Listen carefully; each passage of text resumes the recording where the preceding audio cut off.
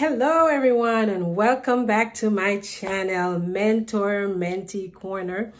Mentor to mentee. I am so excited that you're able to join me again. Listen, if this is your first time, welcome. I so appreciate you.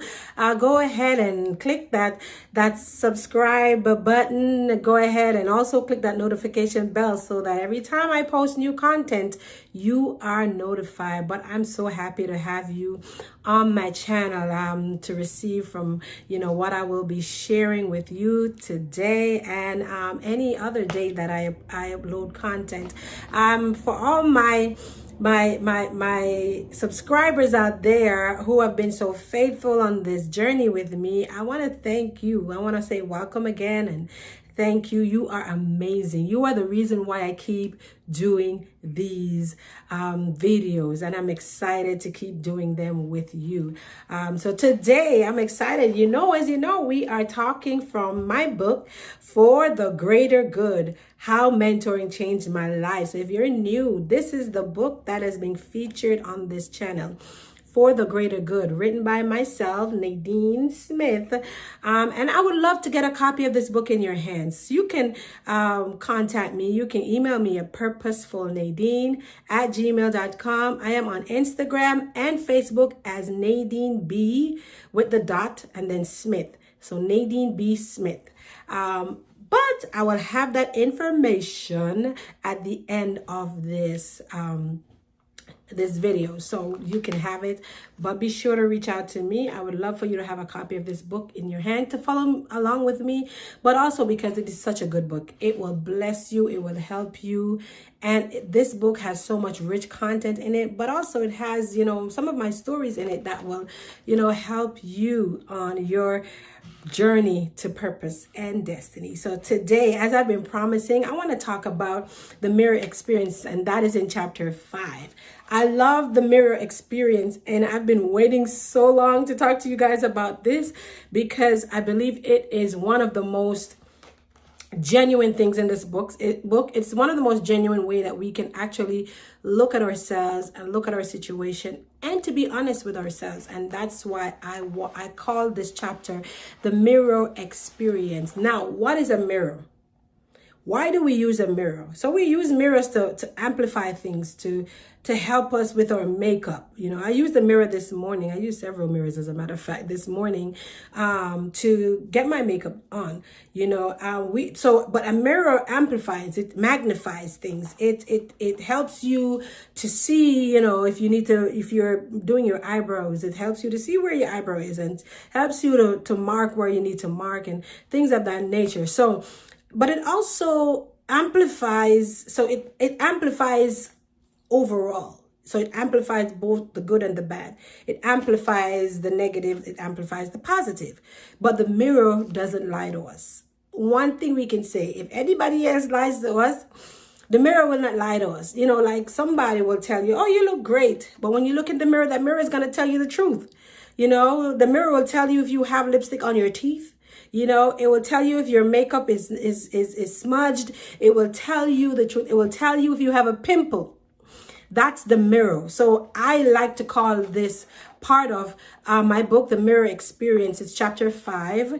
And I believe that all of us, as mentors, as mentees, if we've been through the process of being mentored, if we're mentoring anyone, know that all of us go through this experience, the mirror experience, because it is important to our growth. It is important. It's the one experience that calls us to be honest and to be truthful with ourselves.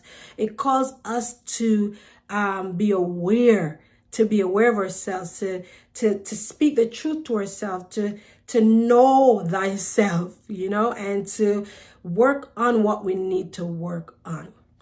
And so I'll just read a little part. It says, whenever I have the opportunity to talk to anyone concerning the process of being mentored, I always refer to what I call the mirror experience. I call it that because of the analogy of what a mirror represents and does. A mirror is a reflection of who you are. The mirror will not add anything or lie to you about anything that it sees. if you have a pimple on your nose, like did at the particular time I wrote this book.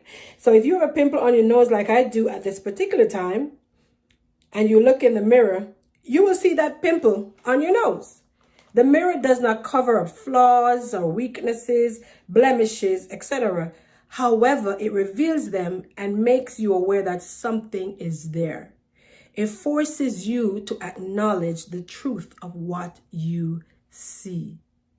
You cannot look in the mirror and see a pimple on your nose and say there's no pimple. No, it's there. So it forces you to acknowledge the truth of what you see. So it doesn't cover up flaws, weaknesses, and blemishes. Why I think that is so important is when you're being mentored, you cannot hide your flaws, your weaknesses, your blemishes.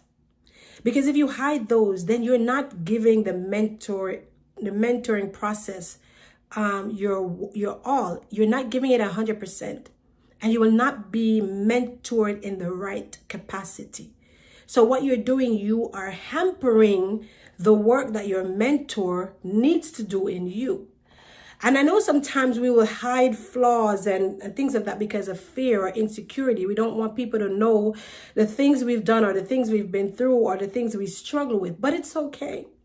If you have a mentor, and I believe you do, if you have a mentor who is there for you, who wants the best out of you, who's there to get you to the right place, to get you to purpose and destiny, it's okay to be vulnerable. The mentor-mentee relationship is a relationship of vulnerability. It's a relationship of openness. It's a relationship of honesty.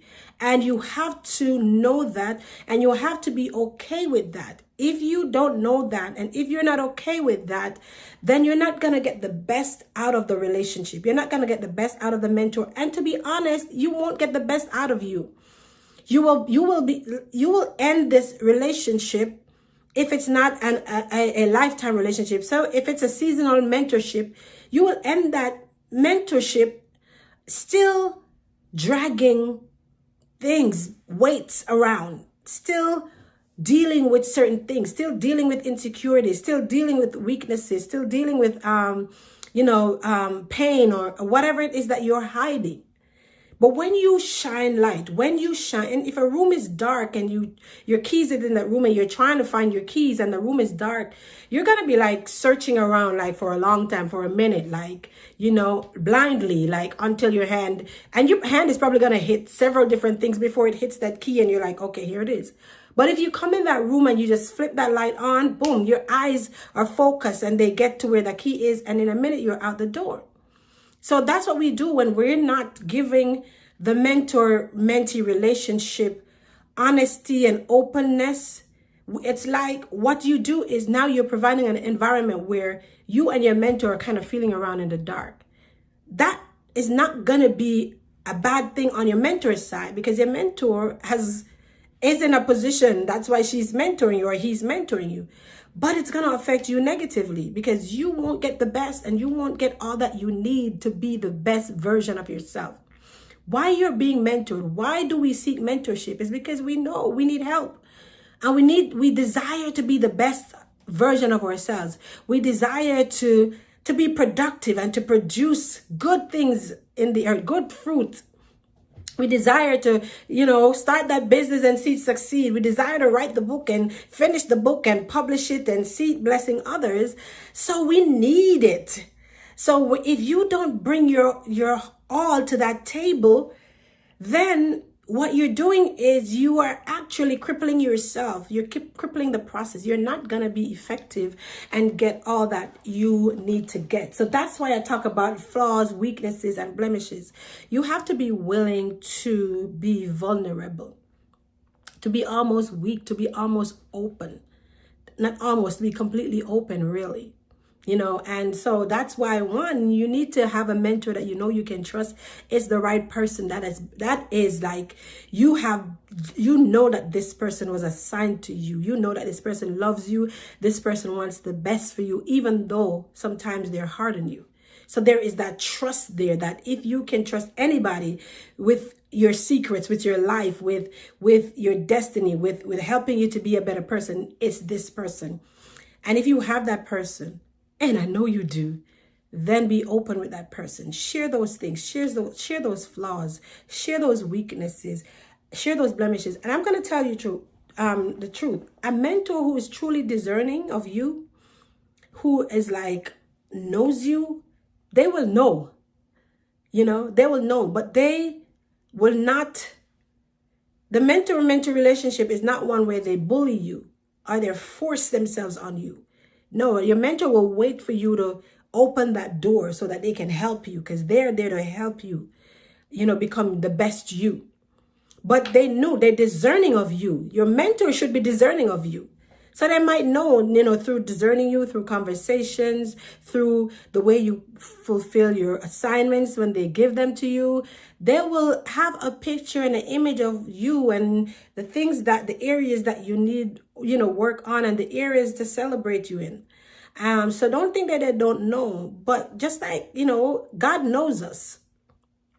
But because he knows us and he knows what we need, doesn't mean that we don't pray. Doesn't mean that we don't, ask, And so our parents know us. If you have kids, you know your kids, but sometimes they have to ask. They have to ask. They don't just assume that it's okay to do it. They come to ask the parent, hey, can I, mom, dad, can I have this? Can I do this? Can I go there? So that's the type of relationship, and it's a trusting relationship. So that's why it says the mirror reveals them. It reveals your flaws, your weaknesses, your blemishes, makes you aware that something is there. And it forces you to acknowledge the truth of what you see. So the mentor-mentee relationship will force you to acknowledge that something is there.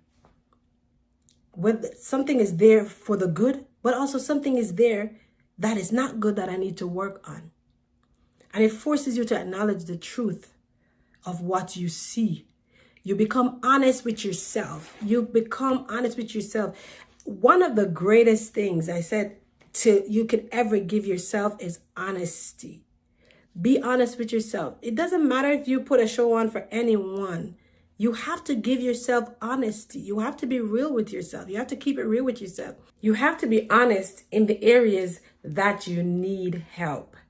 And so that's the best thing that you could give yourself in the mentor-mentee relationship, in the whole process, is to give yourself honesty. And in life in general, just for me, it's a general rule of thumb to give myself honesty. So one of the things that I do with myself, ever so often, is I have a come to Jesus moment with myself. I have a evaluation of myself. Like, I literally take the time to evaluate myself all the time. I evaluate my actions. I evaluate my thoughts. I evaluate, my speed, where I'm at. I like to evaluate myself, to be honest, because the truth of the matter is, if someone comes to me and tells me something about myself that my action did or didn't do, or, whether it's good or it's not so good, like, they're actually coming to probably confirm, like,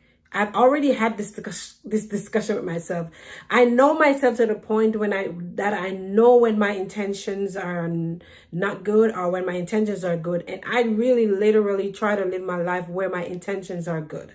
I try to live in such a way that I make sure that I'm projecting the right thing in the atmosphere to people. I want people to have a good experience with me. I consider myself an experience, and I want that to always be a good experience, an empowering experience, because one of my mandate and my goal in life is to help people to become the best version of themselves, to see people empowered, living their full potential. Why? Because that's what was given to me. So that's what I wanted to share with you today. I want to thank you all for listening, for joining. Please like, share, comment, subscribe. If you have a particular topic that you would like me to address, please make sure you reach out. Make sure you post it in the comment section. You can also reach out to me on social media, Nadinebsmith, or on via email, purposefulnadine@gmail.com. But I will continue this process with you. I will continue to go through the book For the Greater Good, How Mentoring Changed My Life. Well, God bless you. And I look forward to seeing you in my next video. Goodbye.